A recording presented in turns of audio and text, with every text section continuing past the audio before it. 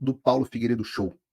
O Pablo Marçal é, sem dúvida, o personagem mais interessante das eleições de 2024. Não é à toa que a entrevista acabou de começar e nós já temos uma das maiores audiências dos últimos tempos, mais audiência do que a maioria dos canais de televisão. Peço que você perca 1 segundo do seu vídeo, do seu tempo, e marque o like. Como eu estava dizendo, o Pablo Marçal é um dos personagens mais interessantes, certamente o mais interessante da eleição de 2024 e um dos mais interessantes da política recente do Brasil.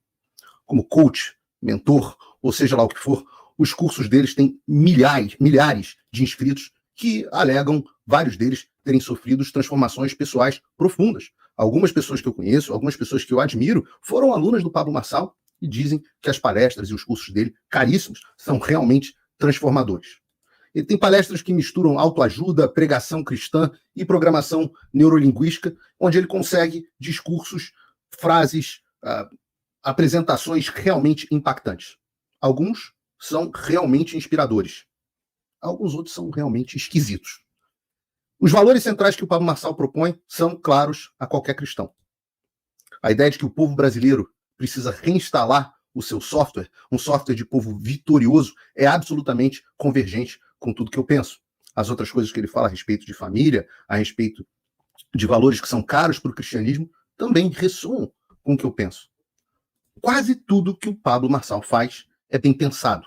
Eu vejo sempre os elementos de PNL, a programação neurolinguística, as técnicas de persuasão, os gatilhos mentais, o storytelling e as narrativas que ele tanto gosta de falar e os quais eu já passei tanto tempo estudando.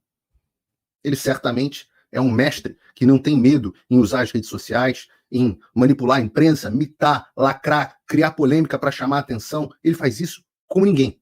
A estratégia dele é declarada. Primeiro ele consegue, e tem há meses e meses, que os meus apoiadores vêm insistindo que eu converse com o Pablo Marçal. E quanto mais eu pesquisava sobre o personagem, mais curioso e interessado eu tinha passado a ficar. Através de alguns amigos em comum, nós nos conectamos e tivemos uma longa e boa conversa. Mas onde eu disse a ele, francamente, que eu não tinha certeza de se ele era simplesmente um personagem bom de venda, que domina técnicas de persuasão, mais um impostor, ou se ele era uma liderança política que merecia atenção.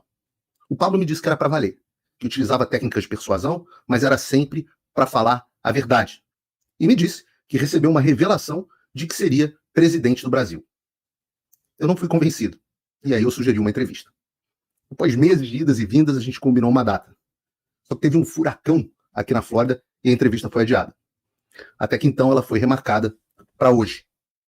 Eis que pela manhã eu recebo a ligação de alguém da equipe do Pablo, uma pessoa que goza, inclusive, da minha enorme estima e credibilidade, e ele, constrangido, me disse que o candidato estava preocupado com a entrevista. Acima de tudo, que ele não gostaria de entrar em um determinado assunto e tocar em um determinado nome. Você deve estar adivinhando em casa. Esse nome e esse assunto eram Alexandre de Moraes. Eu respondi que, naturalmente, era impossível fazer uma entrevista sem abordar o nome de Alexandre de Moraes, o mais importante da política brasileira. Mas que o Pablo podia ficar à vontade de não me responder as perguntas que eu faria a ele. E é claro que todos os jornalistas que se prezem devem perguntar a qualquer candidato qual é a posição dele diante dos desmandos que acontecem no Brasil. O coordenador do programa de governo do Pablo Marçal é um dos objetos das reportagens, da série de reportagens da Vaza Xande, da Vaza Toga, da Vaza Jato do Xandão. E é importante que o povo brasileiro saiba o que ele pensa a respeito desse assunto. Não faria sentido nenhum que eu, que cobro a todos, inclusive ao presidente Bolsonaro, ao governador Tarcísio, ao André Mendonça, que se posicionem a respeito desse assunto, não cobrar do candidato a prefeito de São Paulo, que tem, é verdade, despontado nas pesquisas. Eu respondi que em entrevistas eu sou livre para perguntar o que eu quiser. E o entrevistado é livre para responder ou não o que ele quiser. Vejam, por exemplo, quando eu entrevistei, e eu disse isso, quando eu entrevistei o próprio presidente Jair Bolsonaro. O presidente Jair Bolsonaro estava em campanha para presidente. Eu enviei alguns dos temas que eu abordaria na entrevista para a assessoria do Bolsonaro. Retornaram alguns na assessoria do presidente, meus amigos, pedindo: Paulo, será que você não pode abordar isso, pode não abordar aquilo? E a resposta foi a mesma: olha, eu vou abordar todo e qualquer tema. O presidente fica à vontade para responder ou não. Bolsonaro, em si, entrou na entrevista, estava pilhado na entrevista comigo, sem nenhum tema proibido. Ninguém tinha mais em risco naquele momento do que ele. Ninguém estava mais sob Alexandre de Moraes do que Bolsonaro. Mas o Carrasco entende o valor de uma imprensa livre. Aqueles que acompanharam a entrevista podem ver momentos onde eu faço perguntas ao presidente, onde ele diz que não vai responder. Eu não posso colocar uma arma na cabeça do entrevistado para obrigar que ele diga o que eu quero que ele diga. Eu também não posso decretar prisão preventiva até que ele diga o que eu quero que ele diga. Eu faço a pergunta e ele responde o que quiser. Mas ninguém interfere na minha independência jornalística. Ninguém. É uma lição que eu deixei claro quando eu trabalhei também na Jovem Pan. Um dia, um dos diretores me ligou, me pedindo para pegar leve com o então governador João Dória. Eu disse que o que eu falava era responsabilidade única e exclusivamente minha. Na própria Jovem Pan, por conta disso, eu recebi a informação, durante as eleições de 2022, que nas sabatinas o meu nome era especificamente pedido para não participar de quem faria as perguntas. Que bom que os políticos que têm algo, que devem algo, temam o meu nome. Mas eu não esperava isso do Pablo Marçal. Não existe jornalismo sem isso. Tem a liberdade de falar o que quiser. Eu mesmo concedo entrevistas o tempo inteiro, no Brasil e no mundo. E às vezes me perguntam, Paulo, tem algum tema da sua vida que você não queira abordar? E eu sempre respondo, não. Qualquer tema é livre. Você pode fazer a pergunta. Eu decido o que e se eu quero responder. Isso foi explicado de forma muito cordial, em uma conversa com entendimento dos dois lados.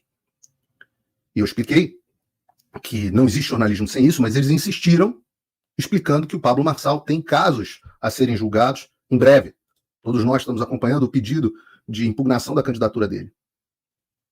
Eu reiterei a minha posição, disse que eu entendia a delicadeza do momento, mas que o povo brasileiro tem o direito de saber a posição do candidato à prefeitura mais importante do Brasil nesse tema.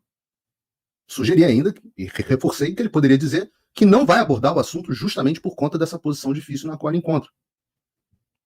Nós ligamos a ligação, cerca de 30, 40 minutos depois eu recebi uma nova ligação da mesma pessoa, da campanha do Pablo Marçal, reiterando o momento difícil, que haviam conversado com os advogados, e aí ocorreu uma questão chave, que em cima da hora, a informação de que se eu insistisse em abordar o tema Alexandre de Moraes, a entrevista seria cancelada. No dia, com todo o anúncio feito, com o estúdio da TV Flórida, que foi fechado hoje só para essa entrevista, com funcionários pagos e à disposição, e com vocês, o público, os eleitores de São Paulo e do Brasil inteiro, aguardando. Eu disse ao Pablo, na verdade a assessoria do Pablo nesse momento, que esse era um direito do candidato, mas que eu faria questão de explicar ao público o que ocorreu. Eu fiz questão de explicar o que ocorreu. E o que ocorreu, em português bem simples, foi Pablo Marçal arregou. Veio então uma conversa de que eles talvez marcassem uma entrevista para depois do 7 de setembro, mas esse contato com esse ultimato de que ou eu faria a entrevista sem o tema Alexandre de Moraes, ou a entrevista seria cancelada em cima da hora e eu ficaria numa posição difícil, eu não respondo bem às chantagens. Eu acho que todo mundo já entendeu isso até esse momento. Eu não respondo à intimidação. Se o próprio Alexandre não conseguiu me intimidar, não vai ser uma entrevista que vai fazer eu sacrificar a minha integridade jornalística. Eu entrei em contato diretamente com o Pablo, onde nós tivemos um diálogo que não foi bom. Eu disse a ele, com essas palavras, eu disse a ele, que decepção, em letras maiúsculas. Um homem de Deus sem fortaleza não vale nada. E foi exatamente o que eu tenho dito a todos vocês. A exortação que eu tenho feito ao povo brasileiro é para que nós sejamos fortes. Das 4 virtudes cardinais, temperança, prudência, justiça e fortaleza, nós estamos carentes em muitas, mas a maior delas é a fortaleza. O Pablo me respondeu, e eu fiquei feliz que ele me respondeu, com uma menção bíblica, dizendo, quando Deus falava para Davi não fazer algo, e ele fazia, ele estava sozinho e dava tudo errado. Eu sigo meu coração e espero poder fazer a nossa entrevista em breve. Quanto à decepção, agora podemos começar do zero, sem expectativa nenhuma. Não tenho medo de tomar tiro, mas nem por isso vão entrar no meio de um tiroteio. Me perdoe ter que remarcar a entrevista, eu acredito em você. Eu retruquei. Eu disse a ele, Pablo, não bote na conta de Deus, porque Davi foi um dos sujeitos mais corajosos da Bíblia. Davi é o arquétipo de coragem do homem comum contra os poderosos tiranos, os gigantes. Na minha Bíblia, não tem Davi arregando para Golias e muito menos botando a culpa em Deus. E eu também disse que não adiantava utilizar técnicas de persuasão para o que ele tinha feito. E nós entramos num ponto da conversa onde a conversa ficou ruim.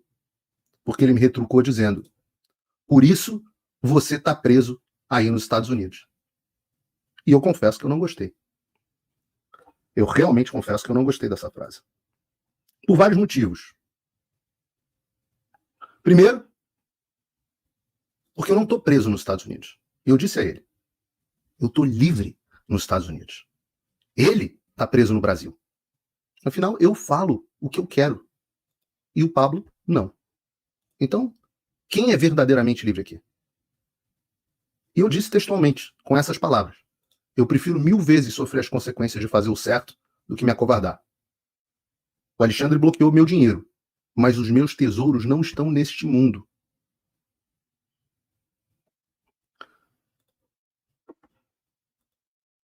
Eu não me arrependo da minha luta. Nem um momento.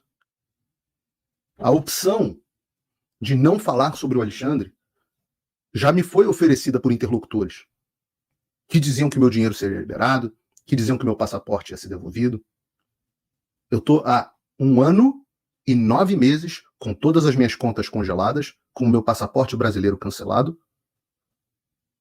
com as minhas redes sociais bloqueadas, o meu sigilo quebrado, sem nunca ter sido notificado. A única notificação que eu recebi foram interlocutores dizendo, Paulo, eu resolvo lá no Alexandre, conversei com as pessoas do gabinete, você só precisa parar de falar no Alexandre. Eu não cedi. O preço disso é eu estar preso aqui nos Estados Unidos? Que seja. É eu ficar sem dinheiro? Que seja.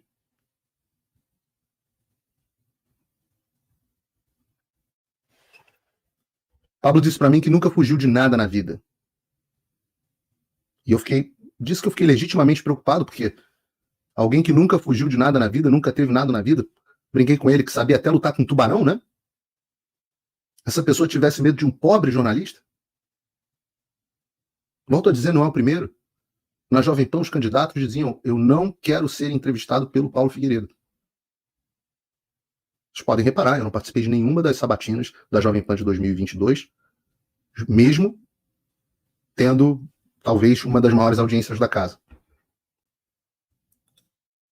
Eu faço questão de trazer essa conversa para vocês saberem o que aconteceu. Não é mágoa. Se o Pablo quiser remarcar a entrevista, pode remarcar. Sugeriram que fosse para depois do dia 7 de setembro. Por que será, rapaz? O que vai acontecer no dia 7 de setembro? Pode remarcar. Com a seguinte condição. Todos os assuntos serão abordados. Se o Pablo achar que eu fui aqui incorreto, ele terminou a conversa com algo que eu não entendi se foi uma tentativa fracassada de persuasão ou se foi uma ameaça. A frase foi, se for nobre comigo, terá nobreza da minha parte. Eu espero que não tenha sido ameaça, porque, como eu disse, eu não respondo bem a ameaça. E se foi persuasão, nada pode me persuadir a fazer qualquer coisa além de dizer a verdade. Nada. O nosso amigo em comum me procurou muito gentil para dizer, poxa, reflita sobre o que você vai fazer, porque o Pablo pode ser um bom amigo para você no futuro. E eu volto a dizer, o meu amigo é a verdade. É a verdade. O Pablo, inclusive, todas as nossas conversas estão registradas, ele tem a minha autorização para publicar a conversa caso ache que eu cometi alguma injustiça aqui. Eu orei muito a Deus que eu não estivesse cometendo uma injustiça hoje com ninguém ao vir aqui conversar com vocês. Orei, pedi que Deus se manifestasse, caso não fosse para eu revelar o que estava acontecendo. Mas o nosso Deus é o Deus da verdade, é o Deus da revelação. Por isso que eu digo, meu amigo é verdade. Eu aprendi que eu não tenho controle sobre quase nada na vida. Eu não sei se eu vou agradar ou desagradar fulano, beltrano, se fulano pode ser um amigo útil no futuro, se a audiência vai gostar, se a audiência não vai gostar. Eu aprendi a confiar na verdade. Esse é o meu método IP, Pablo, de sucesso na vida. Ele é tão simples que ele não cabe nem em uma palestra. Não dá nem para eu cobrar por ele. O meu método é simples. Diga a verdade e o universo, ou Deus, vai se encarregar do resto, do melhor para você. O melhor vai acontecer. É simples, né? Está refletido no Evangelho. Em conheça a verdade vos libertará. O Bolsonaro repete tanto isso, né? Mas também busque o reino dos céus, que é a verdade, e todas as outras coisas lhe serão acrescentadas. E se o Pablo pede que eu haja com nobreza, dizer a verdade é o maior ato de nobreza que eu posso imaginar. E é claro que eu acredito muito, né? Eu confesso que o inconveniente e a decepção foram grandes. Ver o candidato que na semana passada chamava o Boulos e o Nunes de arregão por eles não terem ido a um debate, nessa semana ele está arregando para talvez o primeiro jornalista honesto que ele ia encontrar e que ia fazer uma entrevista longa, com perguntas duras, mas que não ia estar lá para fazer pegadinha, que não ia estar lá para sacanear ele, que ia estar lá para descobrir junto do público, com enorme curiosidade e esperança, quem é Pablo Marçal. O resultado, até agora, foi decepcionante. Foi mais decepcionante porque esse tipo de covardia travestido de estratégia vai contra tudo que o Pablo Marçal defende sobre coragem nas palestras multimilionárias dele. E no primeiro momento, a minha decepção se converteu em ira. Mas eu orei. E no segundo momento, essa ira se transformou em compreensão. Compreensão da situação do Pablo. Porque apesar dele pregar a coragem e chegar na hora H não conseguir ter essa coragem, quem de nós consegue ser o que nós gostaríamos de ser? Não é verdade? Até São Paulo lamenta que o bem que ele não quer, ou melhor, que o bem que ele quer ele não faz, mas o mal que ele não quer ele faz. Assim como o Pablo, eu também tenho as minhas fraquezas. Nem sempre eu consigo ser o que eu gostaria. Eu também sinto medo, também me sinto fraco. Eu também, como São Paulo, me sinto fraco, sou fraco. Mas é na fraqueza que Cristo nos faz forte, não é verdade? Então, em vez de me irritar, de me irar com o Pablo Marçal, eu resolvi recorrer à sabedoria do próprio Pablo Marçal, em um vídeo que ele publicou, chamado Você sabe qual é o segredo do medo? De 2 anos atrás. E como o Pablo não veio, eu vou assistir a esse vídeo hoje, aqui, junto de vocês, e a gente vai reagir aos conselhos do Pablo Marçal.